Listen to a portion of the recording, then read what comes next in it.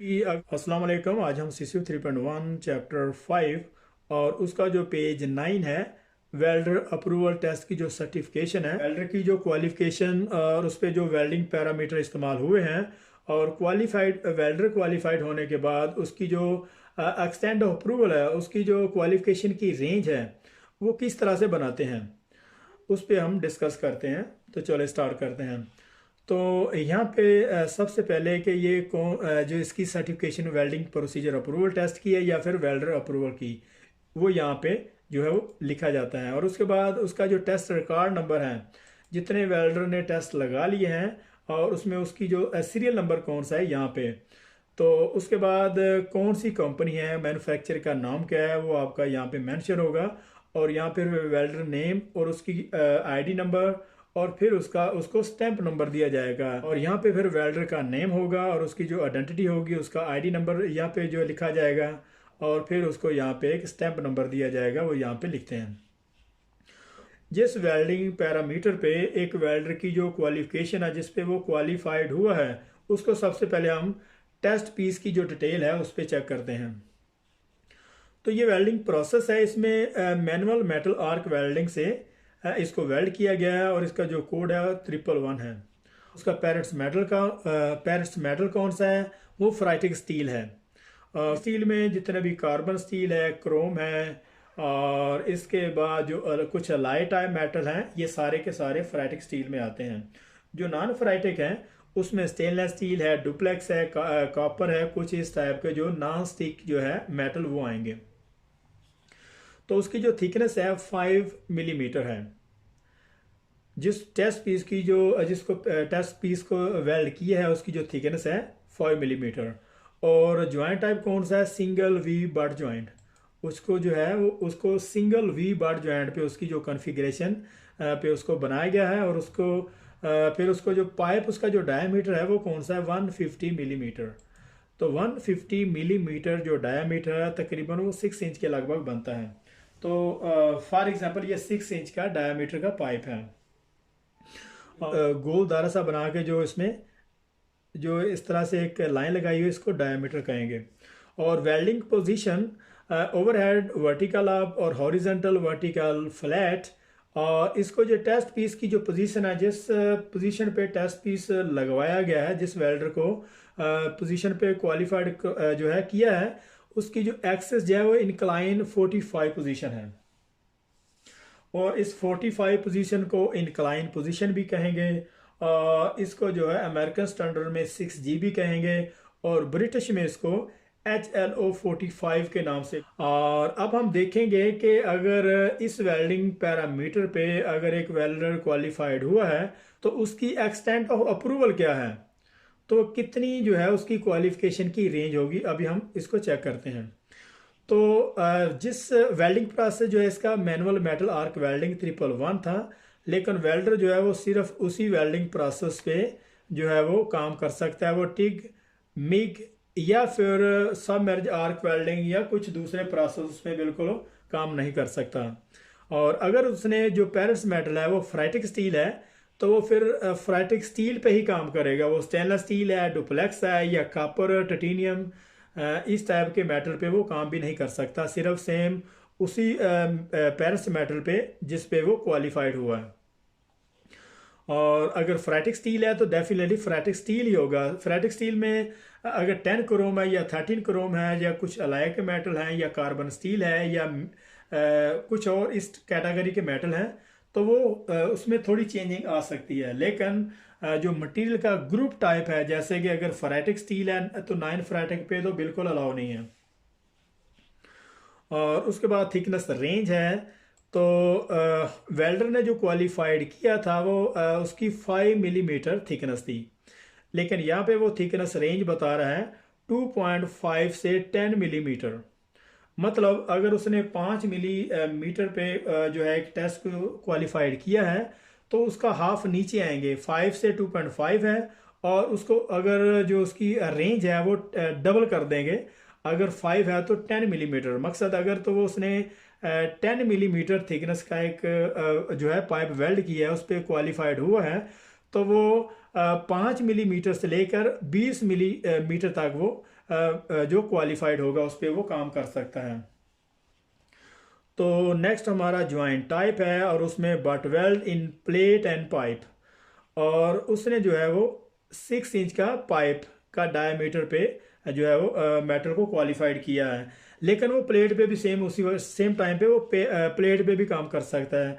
अगर पाइप पे है तो प्लेट पे वो अपना जॉब कर सकता है, लेकिन अगर उसने प्लेट का टेस्ट लगाया है उस पर क्वालिफाइड हुआ तो वो पाइप को जो है वो उस पर काम नहीं कर सकता। तो नेक्स्ट हमारा पाइप आउटसाइड डायमीटर।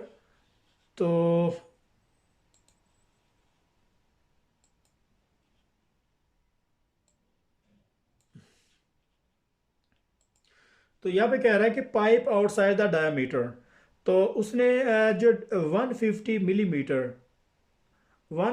मिलीमीटर जो है वो उस पे जो है पाइप को क्वालिफाइड किया है।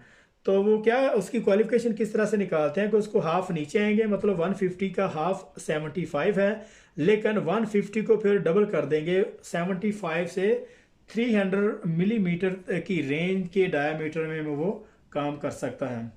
और इसके अलावा वेल्डिंग पोजीशन है, तो वेल्डिंग पोजीशन में ऑल एक्सेप्ट वर्टिकल डाउन। अगर तो उसने एक्सेस जो इनक्लाइन पोजीशन है उसकी जो 60 पोजीशन है उस पर अगर मेटल को जो है क्वालिफाइड किया है किसी भी टेस्ट पीस को, तो वो सारी पोजीशन पे काम कर सकता है स्वाय एक्सेप्ट सिर्फ जो वर्टिकल डाउन पोजीशन है।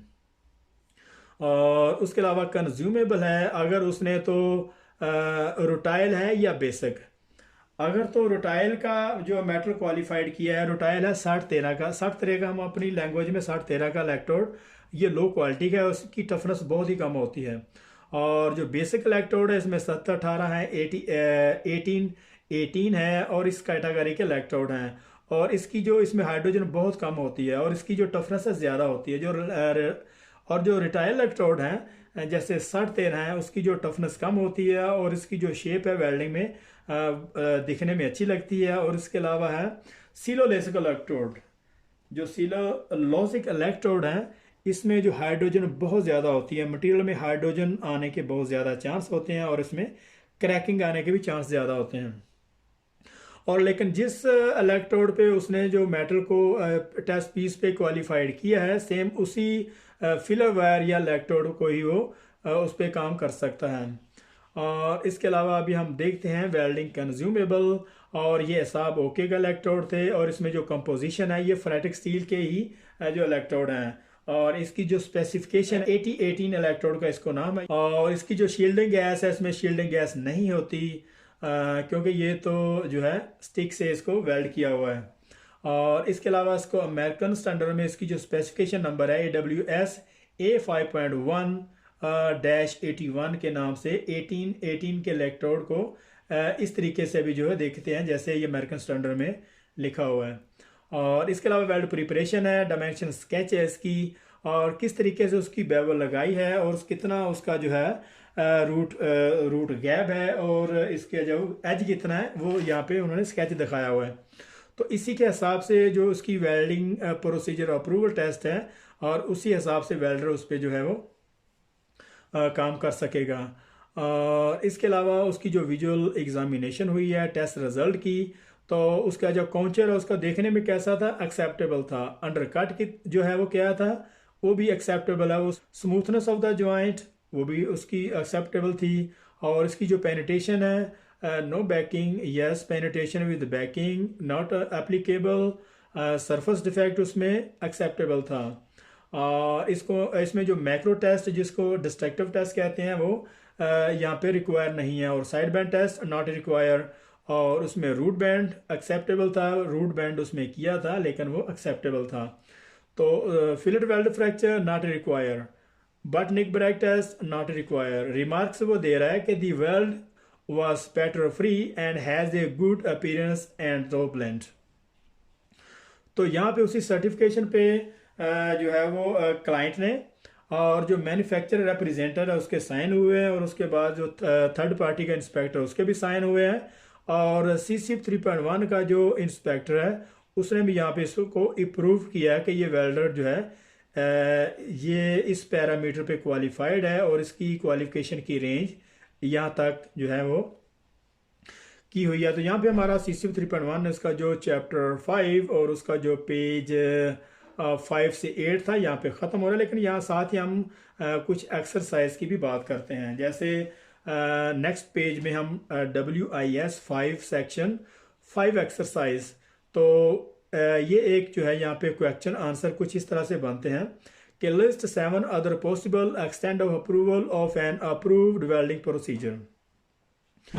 तो जो वर्किंग टॉलरेंस है उसमें जो एक्सटेंड ऑफ अप्रूवल है कि वेल्डर किस चीज़ पे क्वालिफाइड है, और वेल्डिंग प्रोसीजर अगर एक बना है तो वेल्डिंग प्रोसीजर में उसकी जो वर्किंग टॉलरेंस कितनी है, अगर उसमें मटेरियल उस साइज़ का नहीं है, उसकी थिकनेस कम या ज़्यादा है, तो प्रोसीजर में वो कितना ज़्यादा या कितना कम भी हो तो कितना अलाउ स्टैंडर्ड करता है उसको भी हम चेक करते हैं।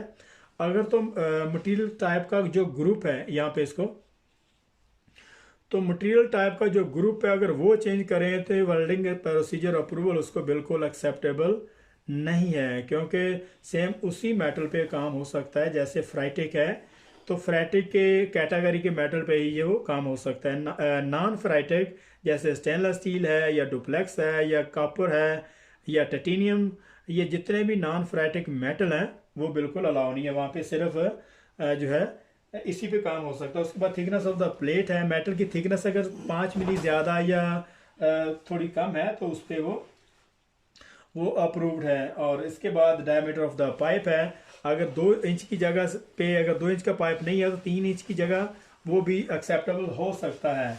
और इसके नंबर ऑफ सीक्वेंसर में रन में कितना है कि अगर 4 की जगह पे 5 रन लग सकते हैं, ठीक है। और अगर हम बात करें कि जो सीक्वेंस इसके रन है, और सीक्वेंस जो रन है वो मेटल की प्रॉपर्टी के बहुत ज़्यादा इफेक्ट करते हैं, उसकी जो टफनेस है और उसकी जो हार्डनेस है ये बहुत ज़्यादा मैटर करती है। तो इसलिए तो बॉस का जो क्लाइंट है, जो इंस्पेक्टर है, इस पर ज़्यादा जोर देते हैं कि इसको जो है वो लाइनों में करो। तो इसको क्या करते हैं कि अगर हम एक लाइन से अगर एक लाइन अलाउ है तो उस पर 2 लाइनों या 3 पे काम कर सकते हैं। अगर 3 या 2 या इनसे ज़्यादा अगर जो सीक्वेंस में जो अलाउ किया हुआ है कि वेल्डिंग प्रोसीजर में जो रिटन है कि यहाँ पे इतने लाइनों में इस पर जो है वेल्ड को कंप्लीट करना है, तो आप एक लाइन में इसको बिल्कुल भी नहीं कर सकते। और उसके बाद उसकी हीट इनपुट रेंज है, इसको जो किलो जॉल पर मिलीमीटर स्क्वायर में मेजर किया जाता है। और उसके बाद उसका जो इंटरपास टेम्परेचर है, मेटल का जो इंटरपास टेम्परेचर जो WPS में दिया हुआ है, सेम उसी इंटरपास की रेंज में हम काम कर सकते हैं। अगर उससे ज़्यादा कम या ज़्यादा करें तो डेफिनेटली मटेरियल की प्रॉपर्टी पे इफेक्ट आएगा, उसमें हार्डनेस, उसमें जो ब्रिटलनेस और ये सारे के सारे साइड इफ़ेक्ट, और उसके बाद उसमें क्रैकिंग आने के चांस बहुत ज़्यादा बढ़ जाते हैं। और उसके बाद डायमीटर का पाइप है, ये भी हो गया। वेल्डिंग पोजीशन है, वेल्डिंग पोजीशन पे अगर हम 3G पे अगर काम किया है तो 3G वेल्डिंग पोजीशन अगर वेल्डर उस पर क्वालिफाइड है तो बाकी पोजीशन पे भी वो अलाउ किया जाता है एक्सेप्ट वर्टिकल डाउन में। और उसका जो एम्परेज वोल्टेज जो रेंज है उसकी उसी रेंज में वेल्डर जो है वो काम करेगा। और कंज्यूमेबल अगर फ्राइटिक है या नॉन फ्राइटिक है, 10 क्रोम है, 13 या कोई और मेटल है, तो सेम उसी कैटेगरी में ही वो फॉल करेगा, उससे ज़्यादा वो ऊपर नीचे नहीं जा सकता। और प्री हीटिंग जो उसका जो टेम्परेचर है, अगर अलाई मेटल है तो उसका 1 अबव टू 100 सेंटीग्रेड उसको प्री हीट करना लाजमी है। अगर खाली सिंपल कार्बन स्टील है या लो कार्बन स्टील जैसे फेरेटिक स्टील में आ जाता है या उससे लो, तो उसमें जो है वो 50 सेंटीग्रेड या अबव जिस तरह वो उसमें कार्बन की मकदार होगी, जितनी उसमें जो है वो जो रिक्वायर होगी उस हिसाब से उसको प्री हीट किया जाएगा। तो यहाँ पे हमारा जो extend of approval working tolerance था जो यहाँ पे हमने इसको चेक किया। और उसके बाद नंबर 2 में list 3 destructive test that may be used after the stage of initial visual inspection and entity have been carried out during any welder approval test। वो ये कह रहा है कि destructive test welder approval test में जो destructive test हैं वो कौन कौन से हैं जो एंटिटी और विजुअल इंस्पेक्शन के बाद किए जाएंगे। उसमें मैक्रो टेस्टिंग है, यहाँ पे मैक्रो है, फिलेट वेल्ड फ्रैक्चर टेस्ट है, और ये भी जो क्वालिटेटिव टेस्ट हैं और वेल्डर अप्रूवल टेस्ट के लिए किए जाते हैं। यहाँ पे उसने कहा कि 3 और लिखेंगे, तो यहाँ पे मैक्रो टेस्टिंग है, फिलेट वेल्ड फ्रैक्चर टेस्टिंग है, और इस बाद निक ब्रेक टेस्टिंग है, और बैंड टेस्ट यहाँ पे इसको इस तरीके से लिखेंगे। आप अगर पीछे से अच्छे तरीके से इसको स्टडी किया होगा तो आप यहाँ से इसका जवाब दे सकेंगे। और इसके बाद नंबर 3 में है list 4 other documents use in welding procedure और welder approval testing. List 4 other documents use in welding procedure और वेल्डर अप्रूवल टेस्टिंग। ये नंबर 3 में इसकी जो एक्सरसाइज है इसको चेक करते हैं। नंबर 1 में प्रोविजनल वेल्डिंग प्रोसीजर स्पेसिफिकेशन, इसको PWPS भी कहते हैं। तो ये इब्तदाई जो आर्जी तौर पर जो एक वेल्डर की जो वेल्डिंग पैरामीटर पे रख के उसकी जो क्वालिफिकेशन करवाई जाती है प्रोविजनल, और इसके बाद प्रीलिमिनरी वेल्डिंग प्रोसीजर स्पेसिफिकेशन है, और इसके बाद WPAR है, वेल्डिंग प्रोसीजर अप्रूवल रिकॉर्ड, और उसके बाद PQR है जिसे WPQR भी कहते हैं। और ये WPQR जो है ये क्वालिटी डॉक्यूमेंट्स हैं, और इसमें जितने भी असेंशियल नॉन असेंशियल जितने भी पैरामीटर हैं उसमें रिकॉर्ड किए जाते हैं। और इसके बाद WPS है, तो इसको WPQR जो क्वालिटी डॉक्यूमेंट्स हैं, और इसके बाद जो है WPS के डॉक्यूमेंट्स हैं ये यहाँ पे इसको देखेंगे। और WPS के डॉक्यूमेंट्स हैं ये वेल्डर को इशू किए जाते हैं कंप्लीट द वेल्ड सक्सेसफुली। तो यहाँ पे हमारी एक्सरसाइज के जितना भी वो उन्होंने दिए होते यहाँ पे ख़त्म हो रहे हैं। तो